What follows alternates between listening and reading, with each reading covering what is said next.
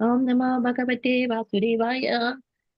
Om Namo Bhagavate Om Namo Bhagavate Vasudevaya. Vasudevaya. Om Namo Bhagavate Vasudevaya. Om Namo Bhagavate Vasudevaya. Om Namo Bhagavate Vasudevaya. Om Namo Bhagavate Vasudevaya. Okay, reading from Srimad Bhagavatam 2933. This is the beginning of the Chatur Sloki, the four most important verse of Srimad Bhagavatam, elaborately, by Srila Prabhupada in many places. And chapter, 2933, 34, 35, 36. Chatur Sloki. So today is a very auspicious day, and we're reading one of the most essential. There's four of the most essential verses of Srimad Bhagavatam. So today we're starting with the Chatur Sloki. These verses are spoken directly by Lord Krishna himself to Lord Brahma. So we're going to read the verse. Eva sam eva gre nanyad yad sad asad param pasyad aham yad edakcha yo vasisyeta sosmiham aham eva sam eva nanyad sad asad param pasyad aham yad edakcha yo vasisyeta sosmiham.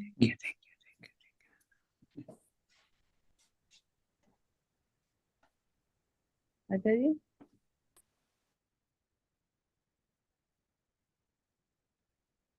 You want to repeat?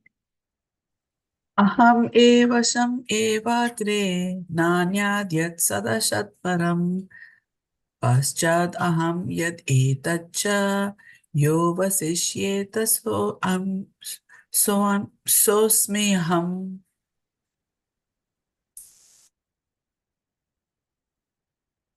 You need to unmute yourself. Aham eva sam eva gre nanyad yat sad asad param paschad aham yad etach yo vashish yeta sosmi aham. Aham eva sham eva gre nanyad yat sad asat param prasad aham yat itascha yo vasishyata sosmiyaham. Hare Krishna.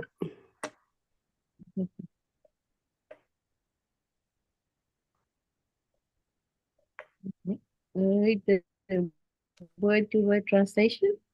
Aham, I, the personality of Godhead.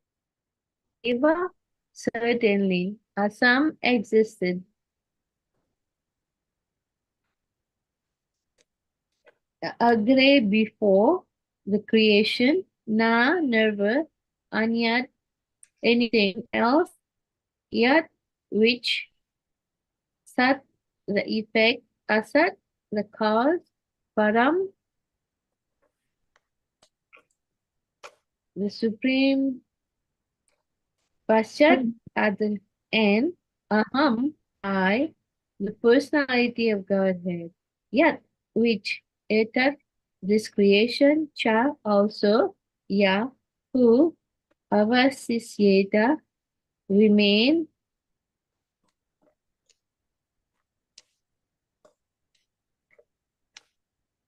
Asmi, aham, I, the personality of Godhead.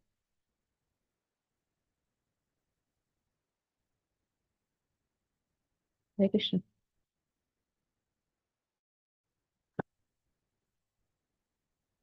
Okay. Translation by Divine Grace A.C. Bhaktivedanta Swami Prabhupada. Prior to cosmic creation, only I exist and no phenomenon exists. As it grows, settle.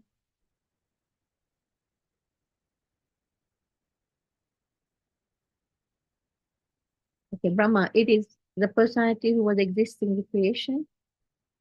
Hold on.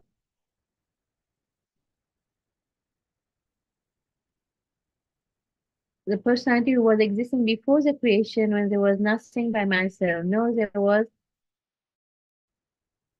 material nature, the cause of creation.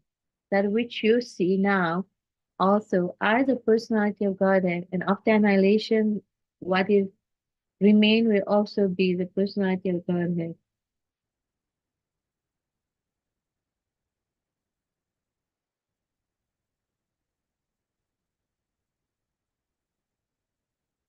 And the purport by Divine Grace is Bhaktivedanta Swami Prabhupada. We should note very carefully that the personality of God is addressing Lord Brahma and specifying with great emphasis himself, pointing out that it is he, the personality of Godhead, who existed before the creation. It is he only who maintains the creation, and it is he only who remains after the annihilation of the creation. Brahma is also a creation of the Supreme Lord.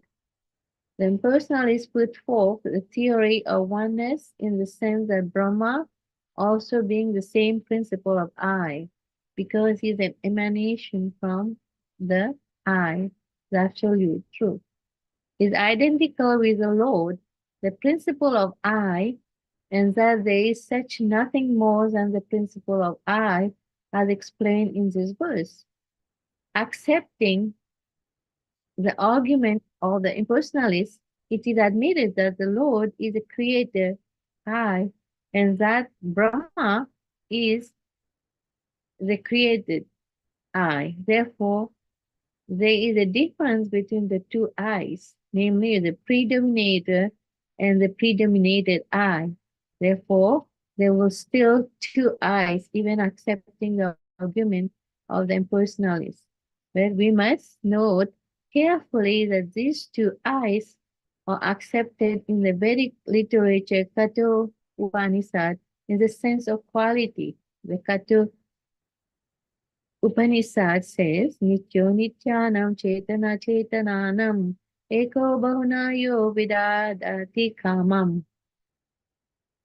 The created I and the created I are both accepted in the Vedas as qualitatively one, because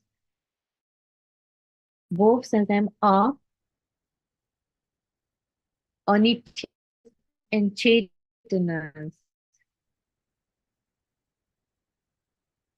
But the singular I is the creator I, and the created I's are of raw number because there are many I's like Brahma and those generated by Brahma.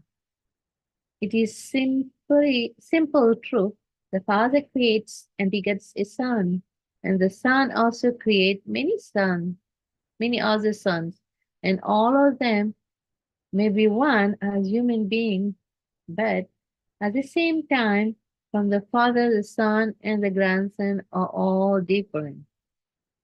The Son cannot take the place of the Father, nor can the grandson.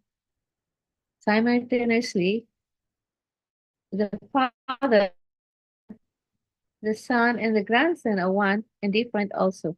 As human beings, they are one, but as relativities, they are different. Therefore, the relativities of the creator and the created, or the predominator and predominated, have been differentiated in the Vedas by saying that the predominator I is the feeder of the predominated I's. And thus, there is a vast difference between the two principles of I. This is a long purport. Just want to comment on this two and this on this two paragraph. And actually Chaitanya Mahaprabhu he commented in in Chaitanya Charitamrita 1153 about this the first word in the word is aham. What aham really means? Word aham about in the purpose, the Prabhupada said aham means therefore the speaker who is saying aham. Aham, who is the speaker in this verse?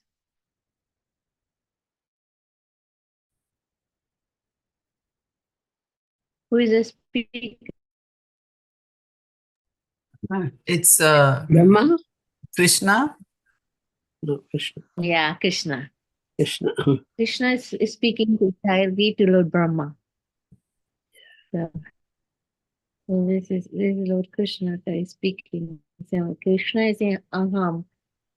And but the Mayavadi, they the what he said, the Mayavadi they said that therefore the speaker was saying aham, I must have his own personality. And like the Mayavadi first interpret the word aham as referring to the impersonal Brahman. Prabhupada spoke vastly about, how the Mayavadi, they really they gave their own interpretation on this four important verse of the Bhagavatam, the Chatusloki. Actually, they always think that the Lord doesn't have a form. See, they say because whatever form we have is this material, and when we get liberated, we become formless. But Prabhupada also said that the Mayavadis, they said are very proud of the grammatical knowledge, but any person with actual knowledge of grammar can understand aham mean I. I mean a person, and that person refers to personality. Therefore, personality of God is speaking to Brahma uses aham or just transcendental form. So nobody can describe the transcendental exists. He exists before anybody else, before Lord Shiva, before Lord Brahma is ever existing.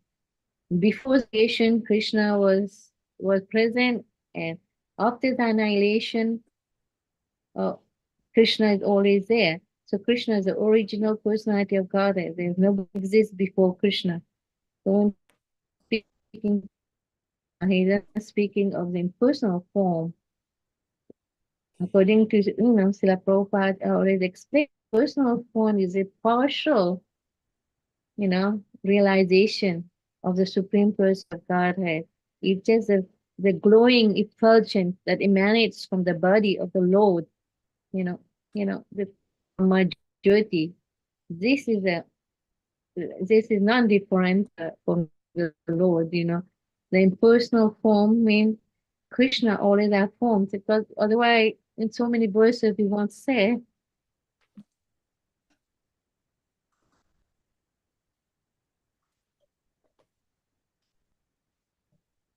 um, where otherwise in all the important verses, we won't say that Krishna has pastime qualities. Only a person can have qualities, can display pastime, and can have a form, and can have a relationship with other people. And impersonal form means no relationship with anybody, just impersonal. The mistake of the Mayavadi. Actually, Sankaracharya, he propounded, the philosophy of the Mayavadi, the theory of the Mayavadi. But he himself, he came here for a reason. He is directly the incarnation of Lord Shiva.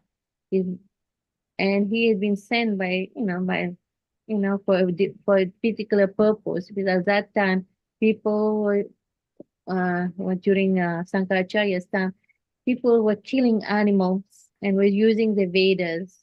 Like the Vedas, they say that we can kill animal. So in order to stop, people to, misinterpret Vedas and for their own sense gratification, and then he came and propounded the philosophy of, like, sorry,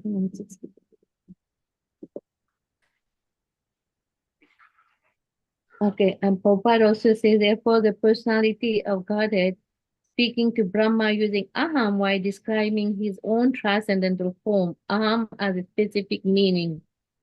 It is not vague term that can be whimsically interpreted. Aham, when spoken by Krishna, referred to the Supreme Personality of Godhead.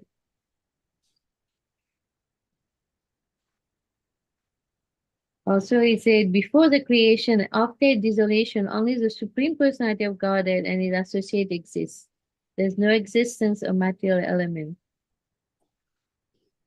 And this is confirmed in the Vedic literature. Vasudeva idam agra asena brahmana sankara. This mean of this mantra is that before creation, there was no existence of Brahma or Shiva, for only Vishnu existed. Vishnu is above Vaikuntha, the innumerable Vaikuntha planet in the spiritual sky, and each of them Vishnu reside with his associate and his paraphernalia. It is confirmed in the Bhagavad Gita also that the creation is periodically dissolved. There's another abode which is never referred to the material creation because Kanta, in the spiritual world, everything exists eternally and there's no creation and dissolution. So this is a nicely explained about this verse that we're reading by Chaitanya Mahaprabhu. And Prabhupada elaborates so nicely in his purport also about this verse. And we'll continue to read.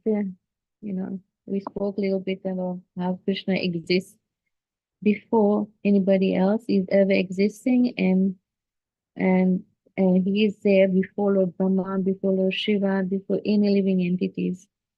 And Krishna, when he say aham, it doesn't mean the impersonal form, it means the Supreme Personality of God. And that was Srila Prabhupada, he is a purport of, and he translated Krishna as the Supreme Personality of God. And Krishna is always a person, as opposed by the impersonal people. The impersonalists, the Mayavadi, they never accept Krishna. They think they are one with the Lord, but there's a different,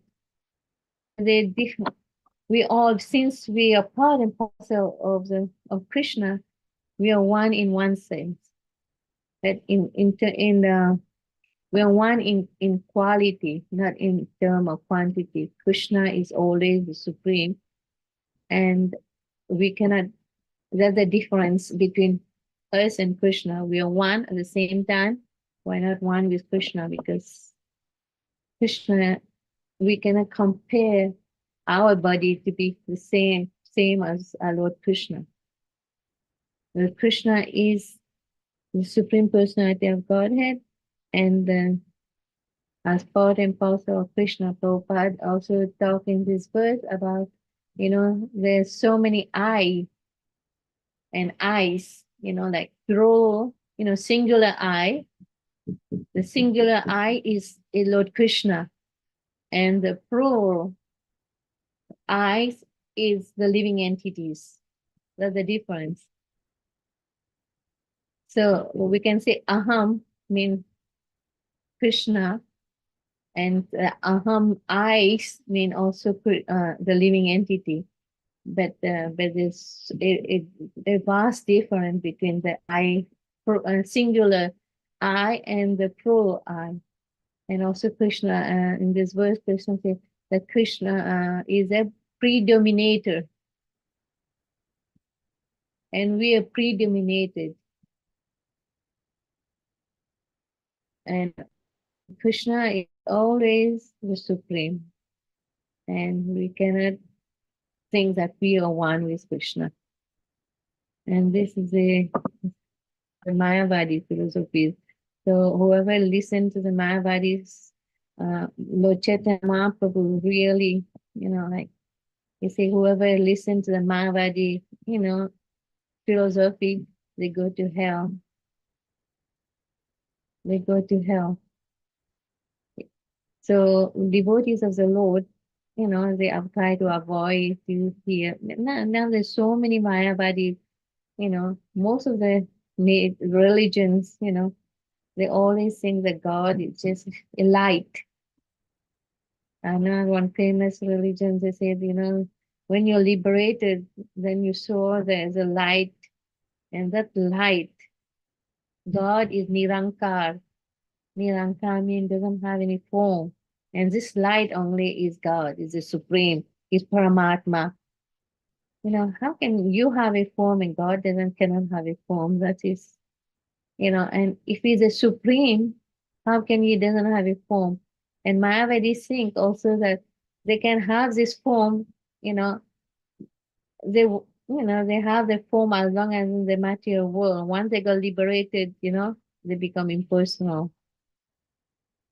That is completely, like I know like a lot of religions that I don't mention the name, like they worship Lord Shiva, they worship Durga, they worship Lord Shiva, they worship Ganesh, the five Murti, Panchamurti. And it's Lord Ganesh, Lord Shiva, Lord Vishnu, Saraswati, and Surya. So they worship the form of different demigods, and even Lord Vishnu, they think that he is a demigod.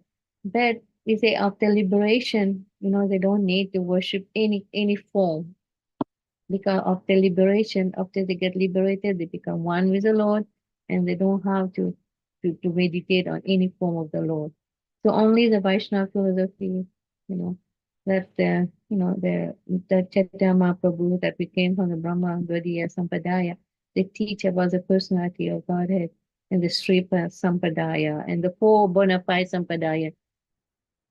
They talk about the personal form of Krishna. Krishna is, like also in Bhagavad Gita 8:11, it said about the greatness of Krishna.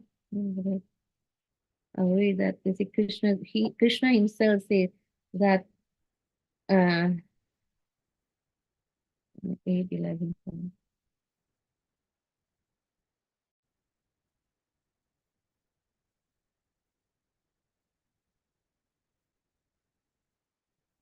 They say one should meditate upon the Supreme Person as one who knows everything, one who knows everything, and he's the oldest, who is the controller, who is smallest and smallest, who is the maintainer of everything, who is beyond all material conception, who is inconceivable, and who is always a person. So, who is always a person. He's luminous as like the sun, he's transcendental beyond the material nature. And as the word person said, it said, Rupam. It said, Sarvasha Dataram Achintya Rupam. That Krishna has a form. And it is inconceivable. And we, with our material eyes, we cannot conceive the Krishna. We have to have spiritual eyes so that we can understand Krishna. We can see Krishna face to face. So how can, if you have full of material desires, full of, sinful activities, and you want to see God face to face, and because you cannot see God to face, you say, oh, God doesn't exist. God is just impersonal. God is not a person like us. We cannot see his form. We cannot see him. So the logic I heard from one nice devotee, they said, if God, so why can't we see God face to face? Say, But in order to see God face to face, this Krishna face to face, we have to have the qualification. And also, sometimes, like we have so much pain, we're telling everybody, oh, like me recently, I've been having knee pain. I've been telling everybody, I'm having knee pain, I'm knee pain. But nobody can see the pain. Nobody can see the pain. Only the person, they can feel the pain. I cannot see my pain. I can only feel. Similarly, Krishna is inconceivable. You can feel Krishna by the practice of devotional service. We cannot see Krishna, and we have to purify all our senses so that one day, like we can have the eyes to see Krishna. Yeah. And also there's 3 stages of realizing the supreme absolute truth.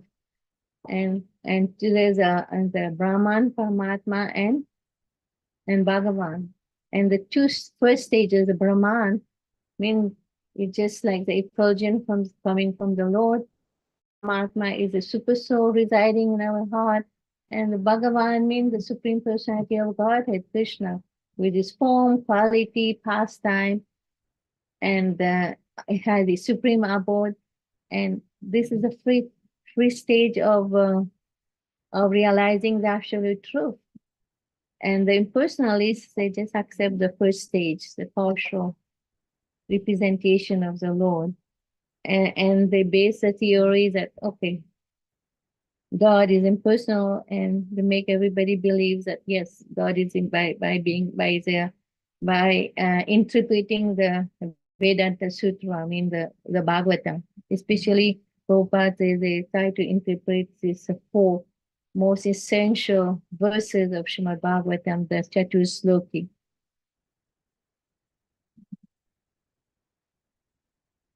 I'm going to continue reading. Anybody have anything to say about this? This is long purport, and there's so much information here. Anybody want to add something? No, not really, Mataji. I think you explained quite clearly. Okay, let me continue reading the purport. Can you just scroll down a little bit for the next paragraph of Mataji, where I stop? Okay. Did I stop here? The other feature? Yeah, this is the next paragraph. Okay. The other statement is that supreme truth is Bhagavan, or the personality of Godhead. The personality of Godhead and his kingdom have already been explained. The kingdom of Godhead is void as conceived by impersonalists. The Vaikuntha planet are full of variegateness, including 400 residents of those planets, the great opulence of wealth and prosperity, and there are even airplane and other amenities required for high-grade personalities. Therefore, the personality of Godhead exists before creation and exists with all his transcendental variegateness and Vaikuntha Loka. The Vaikuntha Loka also accepted in the Bhagavad Gita, Sanatan nature, are not annihilated even after annihilation of the manifested cosmos. Those personalities, those transcendental planets are of a different nature, although that the nature is not subjected to the rules and regulations of material creation, maintenance, and annihilation. The existence of the personality of God implies the existence of Vaikuntha Loka, and the existence of a king implies the existence of kingdom. Yeah. This is another thing that the Krishna, is in various places of Srimad Bhagavatam and other revealed scripture, the existence of the personality of Godhead. For example, Srimad Bhagavatam 2:8-10, Maharaj Partik asks, Tachapi yatta purusu vishvasiti updagaya. Uktavatma Maya Mayesha Tete Sarva Gupasaya.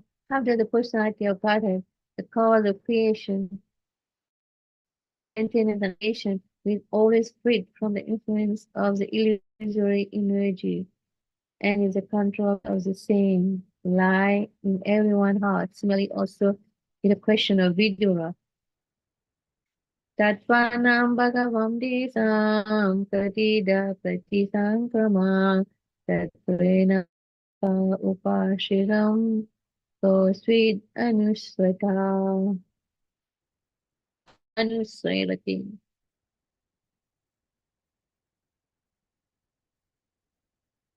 Even devotees of personality of God are not annihilated during the period of the anti-annihilation of the material world.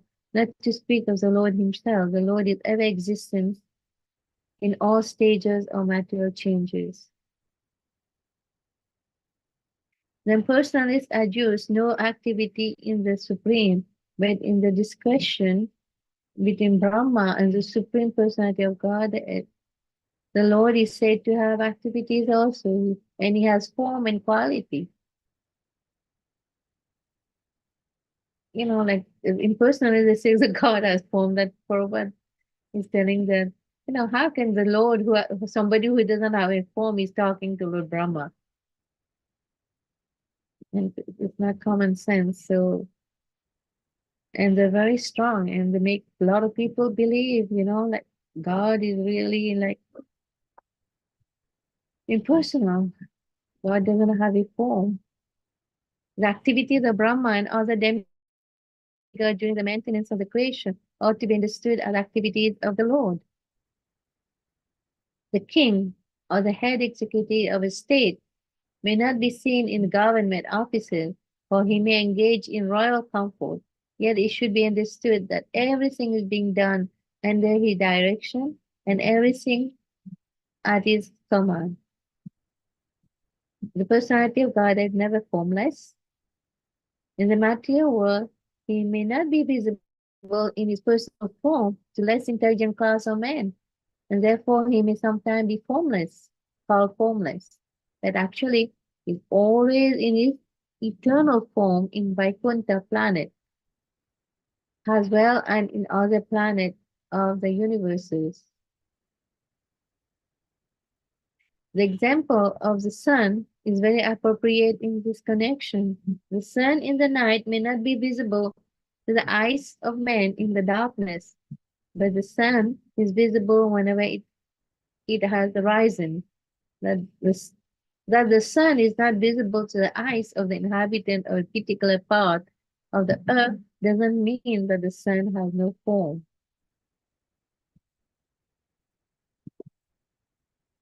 You know, continue Prabhupada again and again, you know, talking about the form of the Lord is so important, you know, for us to realize that not that Krishna is the Lord, he has a form, and he's inconceivable, achintya. With Krishna, you know, he said also in Bhagavad Gita, Aham sarvasya prabhavo mata sarvam prabhatete Timarpa bhajanti mam Buddha bhava samanpita. What that mean? Aham sarvasya prabhavo. I prevail everywhere, everything emanates, everything material and spiritual, spiritual and material emanates from me. The wise who know me worship me. So Krishna, you know, this is Chatur Sloki of Bhagavad Gita. We have Chatur Sloki in Bhagavatam, chapter 33 to 34, 35, 36, 33 to 36, and 8, 9, 10, 11 in Bhagavad Gita, chapter 10. So that's very most, you know, the essential of all Vedic literature, they said. It's so important. And when we finish with that, then we'll speak a little bit about this is self-explained in the purport of Srila Prabhupada about this verse. So we'll talk about a little bit about Chatusloki, why it is important, why, you know, all the acharyas Chaitanya Mahaprabhu, everybody, put a lot of emphasis on this verse. He says that yesterday, Kaivalya Prabhu was giving class. He said we should really like learn these verses, and remember these verses, these four important verses, because it contains all the essential. It's so essential that it contains all that we need to know about the Supreme Personality of Godhead, because it is directly spoken by Krishna. Who can describe Krishna and his form and his creation and his abode and he himself? Because even Lord Brahma is created by Lord Krishna. So only Krishna himself can describe himself. I was listening to one lecture of Prabhupada. Prabhupada said nobody can describe the personality of Krishna, only he himself has to describe. So before creation, there was nothing exists, no Brahma, no Shiva, no demigods, nobody but Krishna. Then Krishna revealed himself, and that's how Lord Brahma, he wrote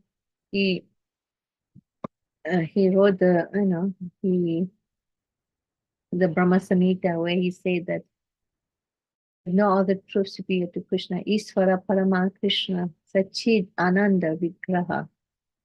So Krishna is always full of eternity, knowledge, and bliss. Sachid Ananda Vigraha Anadir Adir Govinda Sarvakarana Karana. And he say Govindam Adi Purusham. Purusham means a person. I know there's a free Purusha avatar, but Krishna is the Adi Purusha. Is the fountainhead of all the incarnation of the Lord. There's a three main Purusha avatar. Everybody knows who are the Purusha avatar. Who are the Purusha avatar?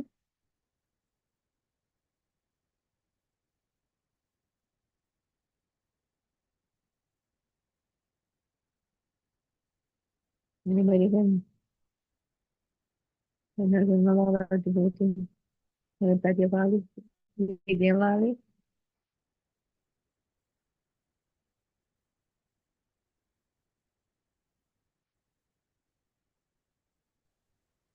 Mate, the three Vishnu avatars, Garbhodakshay Vishnu, Yeah. Karnadakshay Vishnu, and the Kshirodakshay Vishnu. These are the Purusha avatars.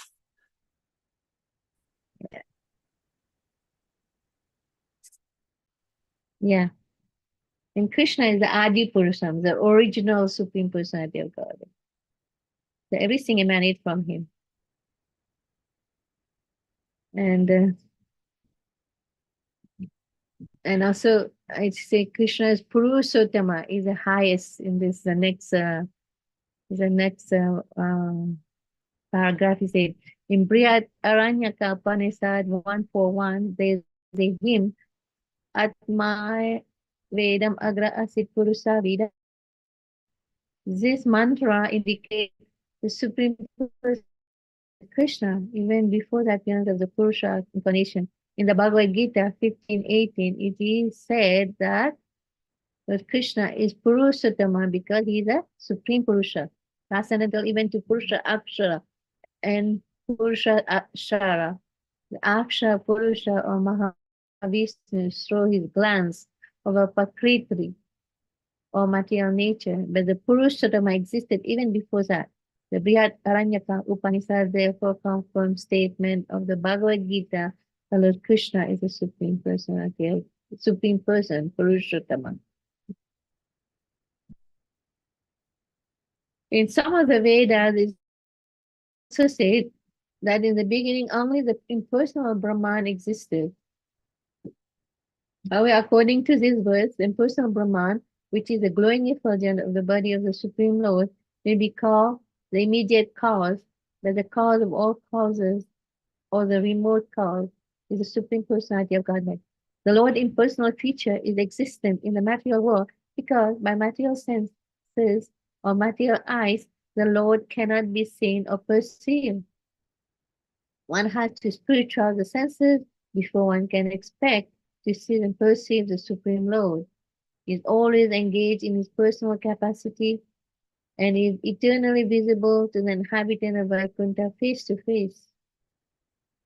Therefore, he is materially impersonal, just as the executive head of the state may be impersonal in the government offices. Also, he is not impersonal in the government house. Similarly, the Lord is not impersonal in his abode, which is always Nirasta Kuhakam, as stated in the beginning of the Bhagavatam. Therefore, both the impersonal and the personal feature of the Lord are acceptable as mentioned in the revealed scripture. The personality is very emphatically explained in the Bhagavad Gita in connection.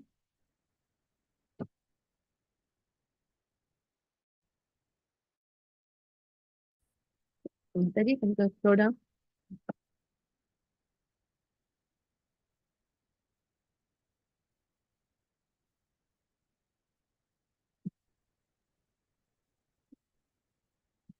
I need to scroll down, please.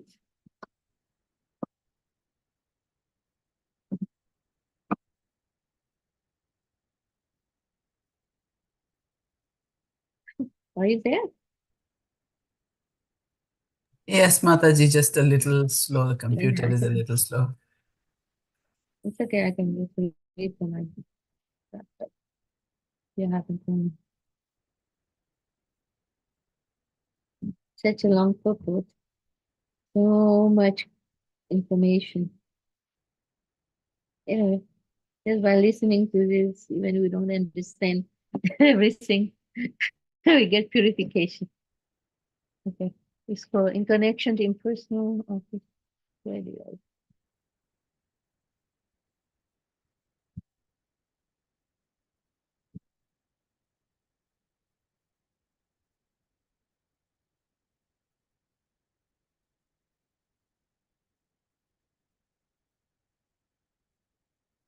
I don't know where I am now. In connection, the last word was there. In some of the Vedas, it is also said personal. In some of the Vedas, it also says impersonal, like the beginning of impersonal Brahman, but I already read this. And one should therefore have the ultimate aim of realizing impersonal.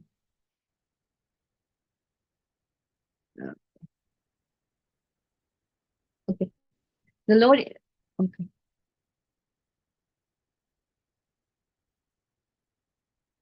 Okay, I know where it is. The Bhagavad Gita. The personality of Godhead is very emphatically explained in the Bhagavad Gita in connection. Therefore, that has his ultimate aim of realization, not in the impersonal feature, but the impersonal feature of the absolute truth. The example of the sky within the pot and the sky outside the pot may be helpful to the student for his realization of the all-pervading quality of the cosmic consciousness of the absolute truth. But that doesn't mean that the individual part and parcel of the Lord become the supreme by false claim. It means only that the conditioned soul is a victim of the illusory energy in her lost snare. To claim to be one with the cosmic consciousness of the Lord is a lost trap set by the illusory energy or devi maya. Even the impersonal existence of the Lord, as it is in the material creation, one should aspire for realization of the Lord. That is the meaning of Panchat Aham Yak Etak Chayo Vasisyeta Sosmi Aham. Brahmaji also accepted the same truth when he was instructing Narada. He said, Soyam te vihita tata bhagavan visvabhavana. There is no other cause of all causes than the Supreme Personality of God and Hari. Therefore, this word aham eva never indicates anything other than the Supreme Lord, and one should therefore follow the path of Brahma, Sampradaya, or the path from Brahmaji to Narada, to Vyasadeva, etc., and make it a point in life to realize the Supreme Personality of Godhead, Hari, or Lord Krishna. This very confidential instruction to the pure devotees of the Lord also given to Arjuna and to Brahma in the beginning of the creation. The demigod like Brahma, Vishnu, Maheshwara, Indra, Chandra, Varuna, undoubtedly different forms of the Lord for execution of different functions. The different elemental ingredients of material creation as well as the multifarious energies also may be the same personality of Godhead. But the root of all of them is the Supreme Personality of Godhead, Sri Krishna. One should be attached to the root of everything rather than bewildered by the branches and leaves. This is the instruction given in this verse.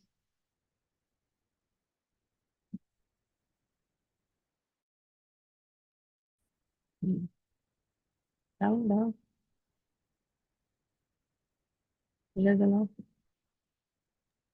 Yeah, that's the Okay, end. that's the end of this long purport. Yes.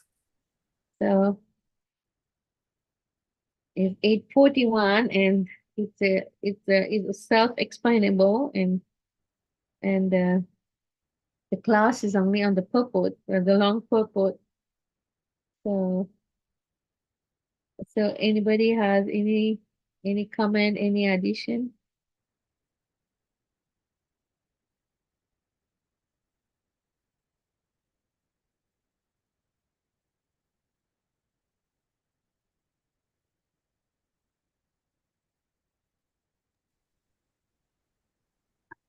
What did you get from the Chatur Sloka, the first most essential of the four essential verse of Bhagavatam? And in so many places in the Vani code, they say that it should be critically noted here in that Uddhava studied the Chatur Sloki. Everybody know who Uddhava is. If, one of the dear cousin of Krishna who looked exactly like Krishna. He was a very learned scholar. He himself, he said that studied the Chatur Sloki, Bhagavatam, directly from the Lord, who spoke the first to Brahmaji, like we said, he spoke the Chatur Sloki to Brahma. And this time the Lord explained more confidential the self-knowledge mentioned as the Paramam Stitam. The whole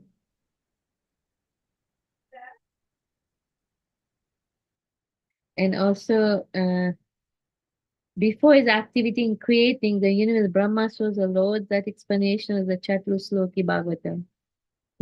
So the Chatur Slokis is the explanation of this verse was done before Lord Brahma even created anything before he created and because he heard the Chatur Sloki from directly from Krishna. Also in Srimad Bhagavatam 4 he said in the Chatur Sloki of Srimad Bhagavatam the Lord said Aham Evasam, I'm existing in the beginning and before creation, and also in so many verses in Bhagavatam, Srimad Bhagavatam Canto 7 also it is said. It's also explained in the Chatur Sloki Bhagavatam 2, 9, 33, 34, 35, 36. Aham eva tam eva gre. The Supreme Lord existed in the beginning. He existed after the creation. Again and again, the same thing. They're telling. Also in Chaitanya Charitamrita, also this it says Sri Chaitanya Mahaprabhu then pointed out that Srimad Bhagavatam is a proper commentary on the Vedanta Sutra. He then explains the Chatur Sloki of Srimad Bhagavatam, the essence of the great scripture. So to whom did the Lord Chaitanya Mahaprabhu explain this? The one day Sri Chaitanya Mahaprabhu went to take bath in Panchanada And afterward, all his devotees become chanting the Hare Krishna Maha Mantra in front of temple of Bindu Madhava.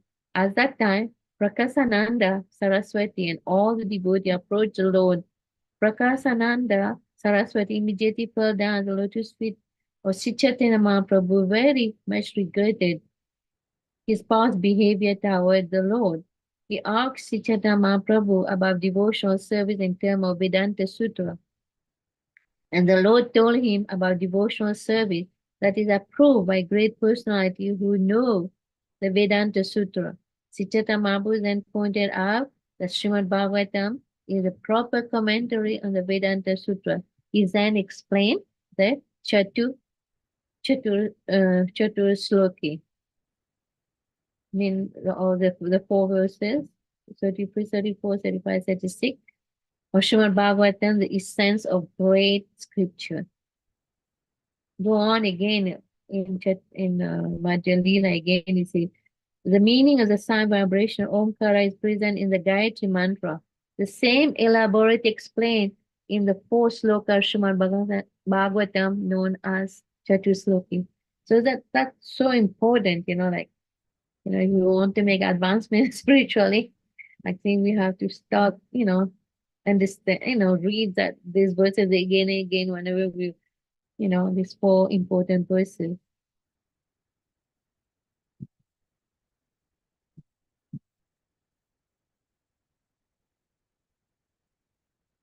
And anybody have any question or any comment? You don't have, then we can end the class. Okay, Mataji, I will just say a few words that in this shloka, Krishna is saying that I was existed before the creation, during the creation, and after the creation. So this is the main thing here. And even after destruction, he still remains. So he's saying he's eternal, and also Prabhupada is explaining in this verse about his personal features, all the times. We can see here the aham word is stressed 3 times in the first line, in the third line, and fourth line. So he's stressing about aham. So that means he's a person, because who can say I? As you said, so aham word is expressed. And Jiva Goswami says that this verse actually gives about the janma or knowledge of the Lord. To know how we can know the personal feature of the Lord, and more confidential than realization of his impersonal feature. Lord comes sometime, like in personal feature also. Lord is in both form actually, but personal feature is much more pleasant to the devotees. And Krishnadas Kaviraj, like you said in Chaitanya Charitamrita, he gives many nice understanding, how we can say that. So this verse of Krishnadas Kaviraj is saying, he is explaining about the Sambandha Gyan of the Lord. So how we can develop the personal relations with the Lord by knowing his personal features and his qualities actually. And Jiva Goswami actually writing in his commentary that this verse gives about Janma and knowledge. We know the Lord's personal form.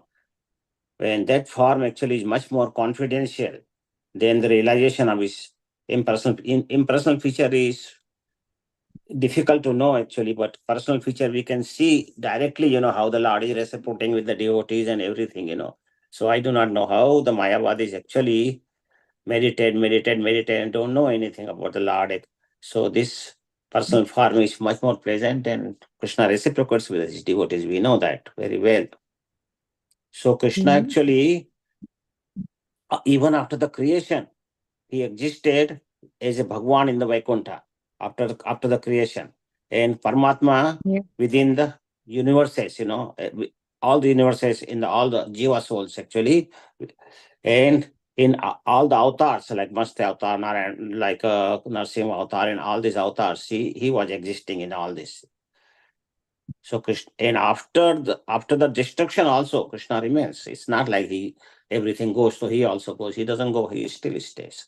So either before creation, after creation, during creation, all three, Krishna is eternal, so he stays all the time. So thank you very much, Mataji. Very long words today, but you explained it. Yeah. Yeah, this is so important that again and again, in so many places, in so many lectures, like Prabhupada, put a lot of emphasis on the Chatusloki. He says this Chatusloki is Jnanam Paramam Guyam Me. Guyam means very confidential. Only the devotees of the Lord can understand it. If you're not a devotee of the Lord, you can't understand that. You cannot understand Krishna. You cannot have a glimpse of who Krishna is.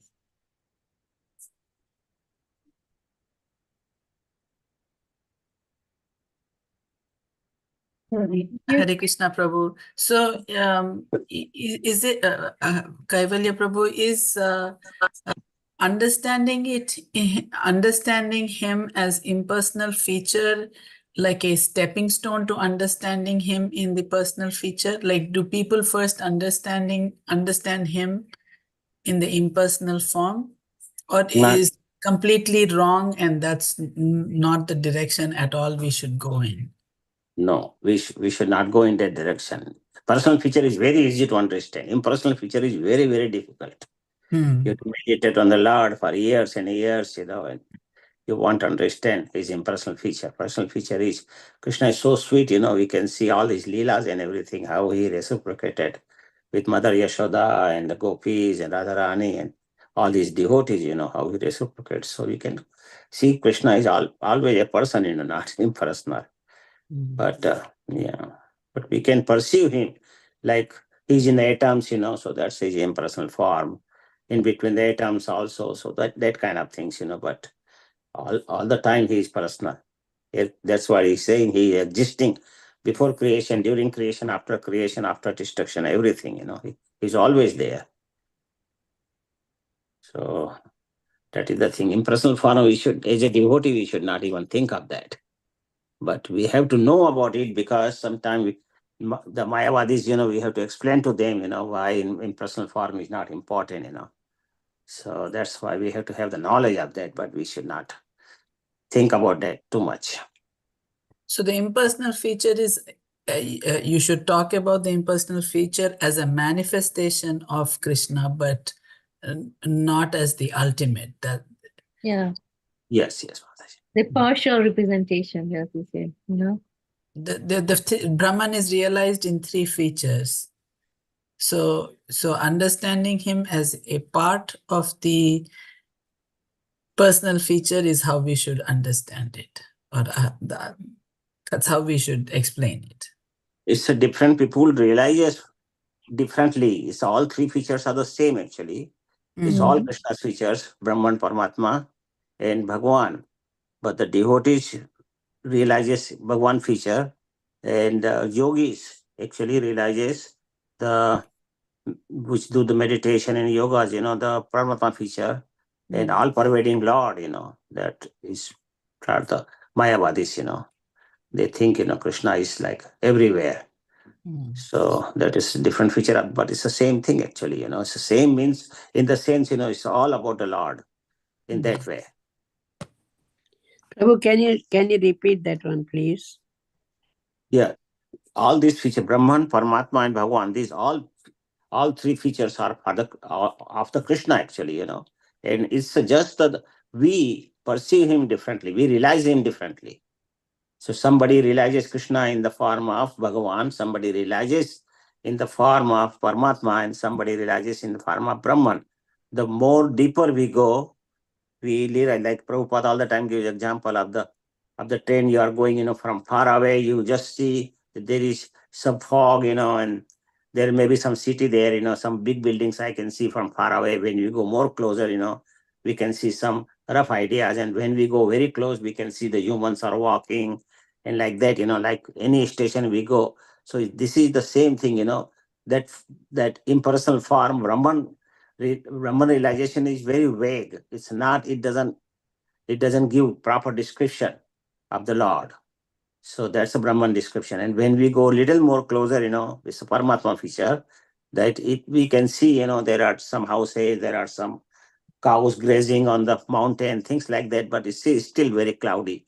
When we go more closer, then we can see everything clearly, and that's a Bhagwan feature. So Bhagwan feature is always like personal feature of the Lord, always very good to understand. Yeah. So it's all realizations. Different people have different realizations of the Lord. I think it is the Mayavadis, they want to, establish absolute truth as impersonal, but the Vedic literature, it contradicts the Vedic literature. Because you say the supreme absolute truth, because Krishna has many energies, and Krishna and is full of energy, and he's a person also. Brahman, Paramatma, And Bhagwan. And Bhagavan. Bhagavan. And Bhagavan, how can we see? What did you say? One we can perceive him, realize him. Perfect. Yeah. Okay. Yeah, this is very, very vast explanation. So for us, Vaishnava, we don't have a problem to understand, to accept that Krishna the form. Prabhupada speak mostly to those Mayavadis. Mayavadis philosopher, they said, Krishna said, the knowledge had been stolen. This the verse in Bhagavad Gita, what is called? Thank you very much, both of you. Thank you very much for explaining this. There's a lot to know. In this chapter, like you said, it's very, very much to know. Even I don't have that much knowledge to know this. This perfect, this chapter itself. So how will I know Krishna, Prabhu?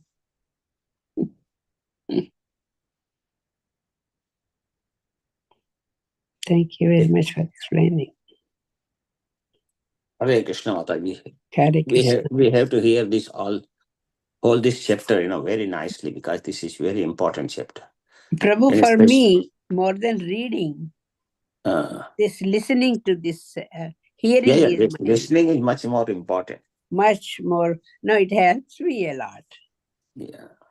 See, reading, just like that I can read, but that explanation, that the way you people are giving, that helps a lot. For understanding also we need Prabhupada's mercy. Yeah, mercy. Without that we cannot understand. Yeah, Prabhupada's because mercy. we cannot even explain if we didn't have Prabhupada purport. If Prabhupada didn't explain it, what does it really mean? Yeah, that's very. I had to go through and read. That's Prabhupada explanation. Whatever we are repeating, whatever Srila Prabhupada. It's very interesting, this chapter. Oh God, There's a lot to know. Okay. Thank you very much. Hare Krishna. Hare Krishna. Hare Krishna. Thank you.